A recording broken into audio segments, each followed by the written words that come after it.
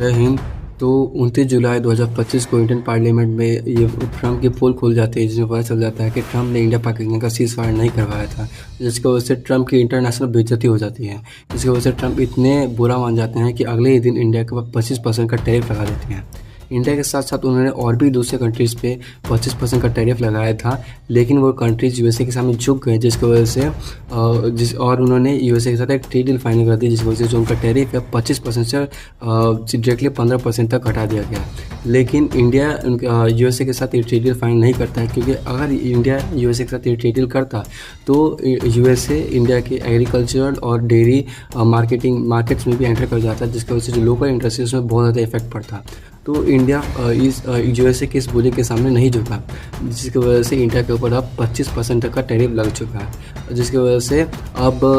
ये महंगाई है वही बढ़ेगी, हमारे यहाँ की करेंसी की वैल्यू भी घटेगी और जो फॉरेन इन्वेस्टमेंट्स हमारे देश में होते थे वो भी बहुत काफ़ी हद तक कम हो जाएंगे। और ये जो टैरिफ है ये फ्यूचर में जाकर बढ़ भी सकता है, क्योंकि जो यूएसए है, यूएसए के पार्लियामेंट में एक नया बिल सैंक्शन हुआ है, जिसकी वजह से जिसमें लिखा है कि अगर कोई कंट्री रशिया के साथ ट्रेड करता है तो उसके ऊपर 500% तक का टैरिफ लगा दिया जाएगा। तो ऐसा दिखाए थे कि इंडिया रशिया के साथ ट्रेड करता है वो इसलिए ऐसा कर रहा है, लेकिन अगले ही दिन ट्रम्प ने बड़े तीखे शब्दों में इंडिया की इकोनॉमी को डेड कह दिया और इंडिया की 6 कंपनीज़ को ईरान के साथ ट्रेड करने के लिए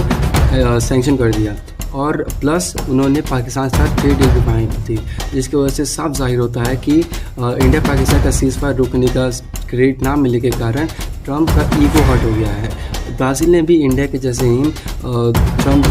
रशिया यूएसए के साथ ट्रेड डील नहीं किया, जिसकी वजह से उसके ऊपर 50% तक का टैरिफ लग चुका है। और ऐसे ही खबरों के लिए हमारे चैनल को लाइक शेयर सब्सक्राइब जरूर करें और आपको इस केस को लेकर क्या लगता है कमेंट सेक्शन में जरूर बताएं।